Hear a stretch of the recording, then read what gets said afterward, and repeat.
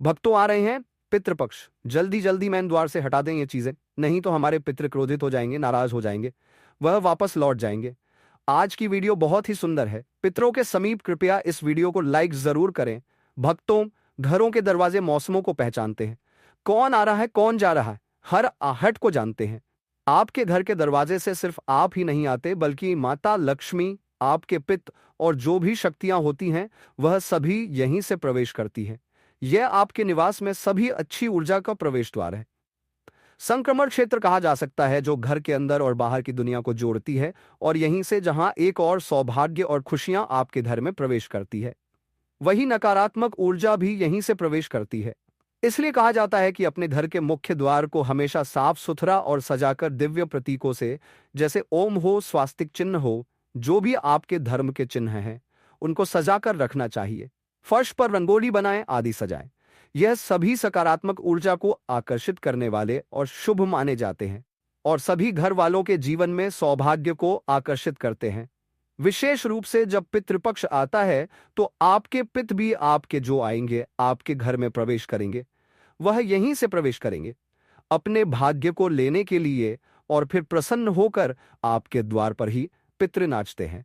कहते हैं जब 16 दिन का पितृपक्ष आता है, यानी श्राद्ध का समय आता है, तो सभी लोग अपने अपने पितरों के निमित्त पिंडदान, तर्पण, भोजन दान, गोदान आदि करते हैं, ताकि आपके पितरों को मोक्ष प्राप्त हो। तो कहा जाता है यमराज सभी पितरों को छोड़ते हैं पितृक से, ताकि वह अपने पने बच्चों के घर जा सके और उनसे अपने भाग्य को लेकर के आगे पितृ से आगे की यात्रा को पूर्ण कर सके। तो सिर्फ पिंडदान तर्पण से नहीं होता है। वास्तु में भी कुछ ऐसे नियम बताए गए हैं जिनका अगर आप पितृपक्ष में ध्यान रखते हैं, तो आपको सभी प्रकार के वास्तु दोष से तो छुटकारा मिलता ही मिलता है। साथ ही साथ कहते हैं कि पितृदोष भी शांत होते हैं, पितरों का आशीर्वाद आपको प्राप्त होता है।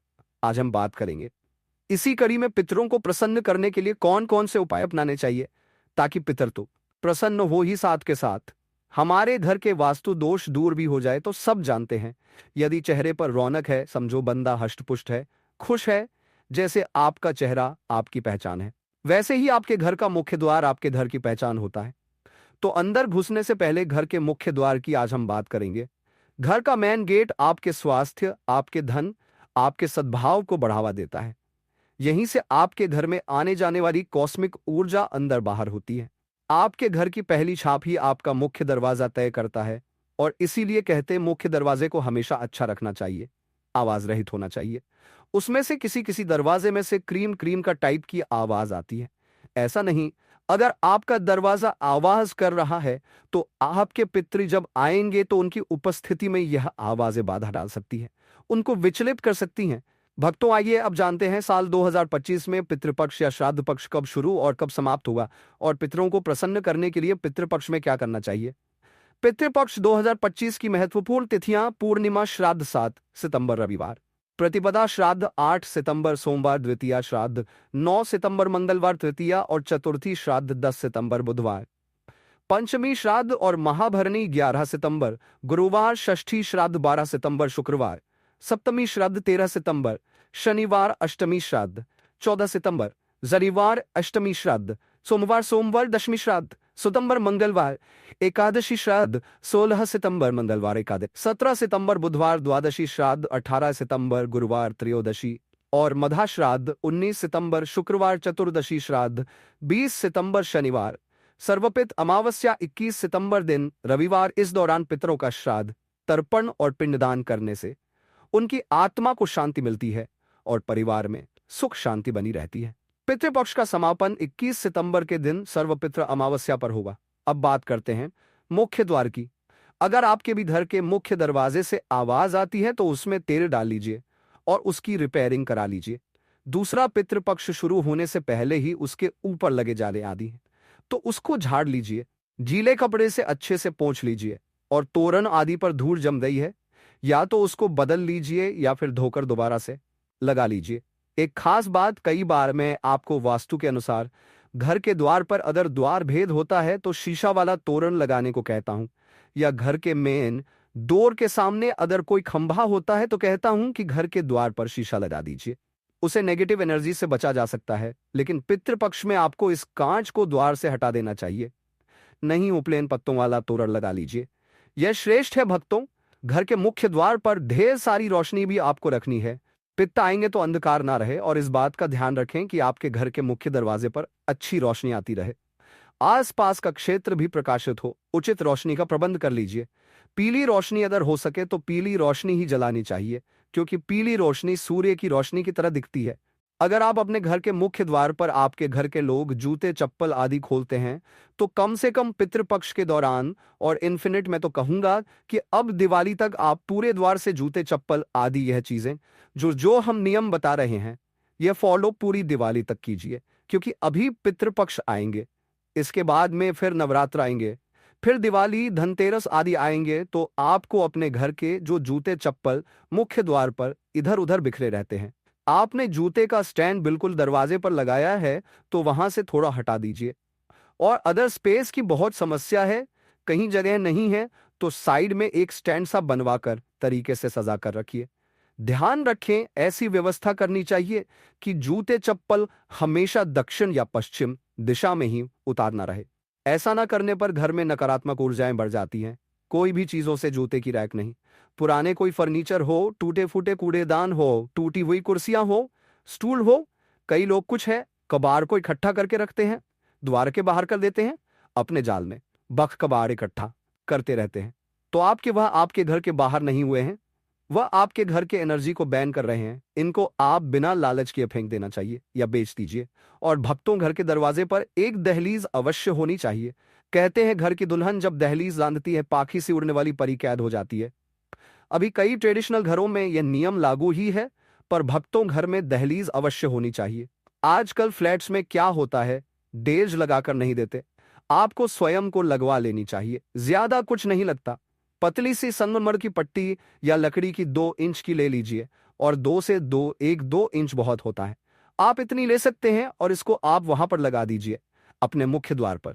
भक्तों, एक तो कीड़े मकोड़े नहीं आने देता, और तमाम भूत प्रेत, नकारात्मक ऊर्जा, ब्रह्म राक्षस आदि दायन आदि से ऐस हवा घर में प्रवेश होने से हम बचे रहते हैं। घर सुरक्षित रहता है जब माता लक्ष्मी घर की दहलीज में प्रवेश करती है, तो वह भी घर से बाहर नहीं जाती। दहलीज के कई फायदे हैं, यह अच्छा रहता है।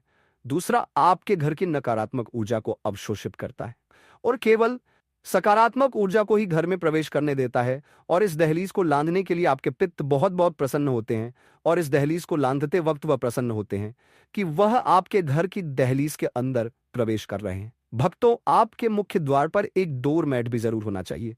आपके दरवाजे पर जो गंदगी और नकारात्मक ऊर्जा को घर में प्रवेश करने से रोकता है।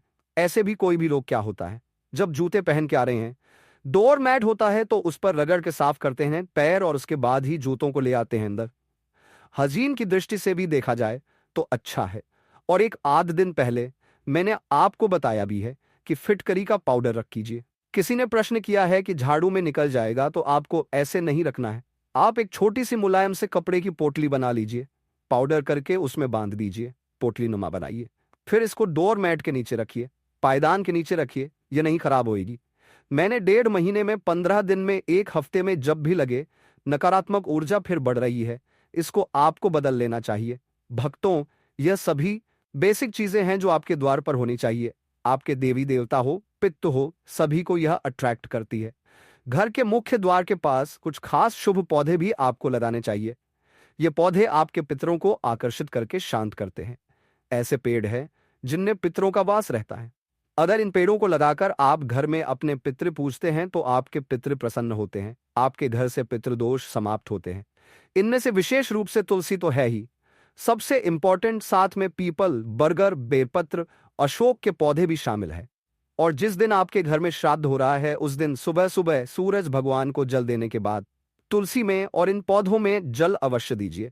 अपने पितृ के नाम का दूसरा पौधा जो आप अपने द्वार पर पितरों को आकर्षित करने और पितृदोष को शांत करने के लिए लगा सकते हैं, वह है बेलपत्र का पौधा। हम सभी जानते हैं बेलपत्र भोलेनाथ को कितना प्रिय है। इनके पत्तों में भगवान विष्णु और माता लक्ष्मी का वास कहा गया है।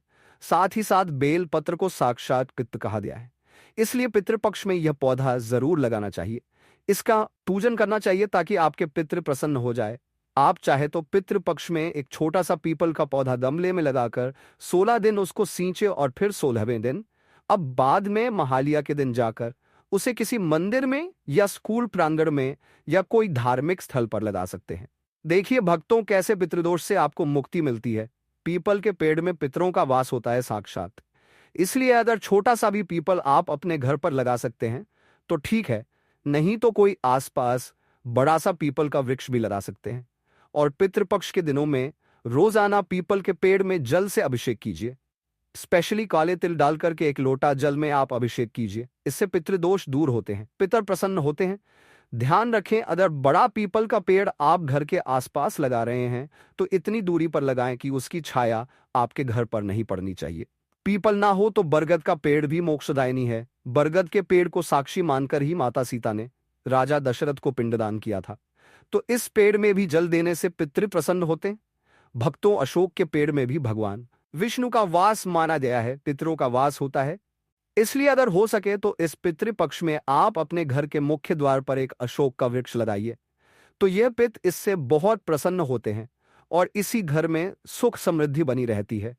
साथ ही साथ घर में सकारात्मक ऊर्जा को आकर्षित करती है। पर ध्यान रखना चाहिए, कोई भी कांटेदार पौधा ना लगाए, जैसे कैक्टस हुआ, बोगनविलिया हुआ, यह नहीं लगाना चाहिए। भक्तों, पितृपक्ष में आपको एक बात का और ध्यान रखना है, कोई भी चीज टूटी फूटी ना हो। घर के द्वार पर कोई भी चीजें अगर क्रनक है, जैसे कोई खंडित मूर्तियां हैं, खंडित बर्तन है, कोई भी आपके द्वार पर, आपको यह सब नहीं रखनी चाहिए।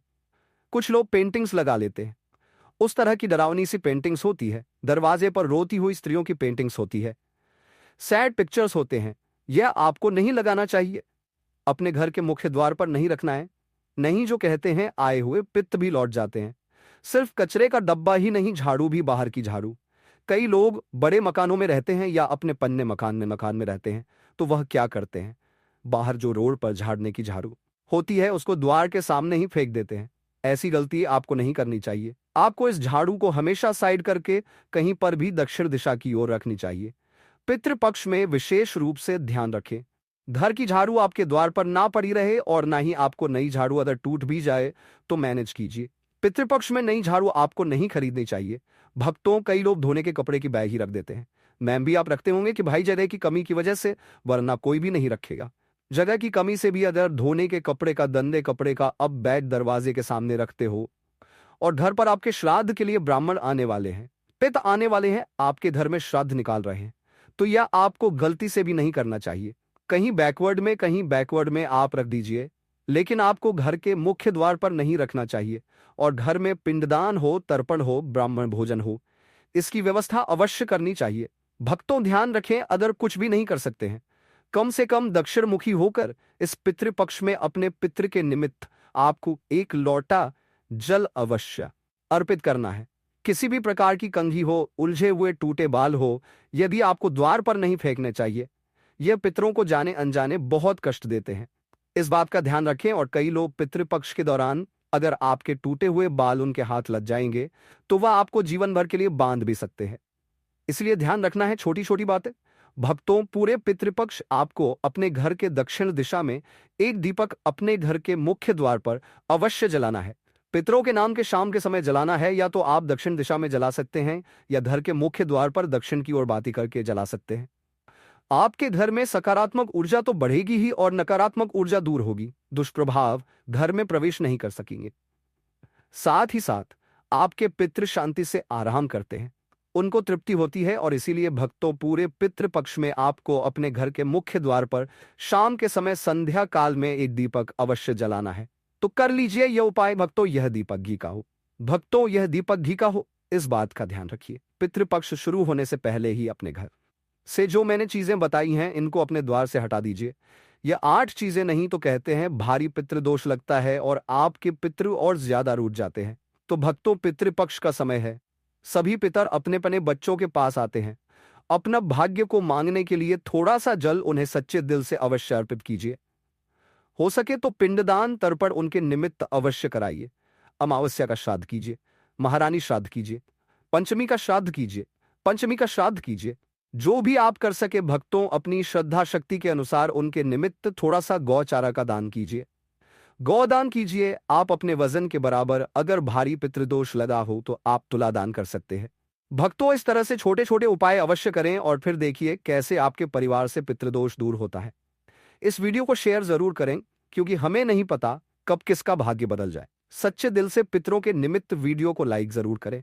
कमेंट में लिखें हर हर महादेव। ओम नमः शिवाय।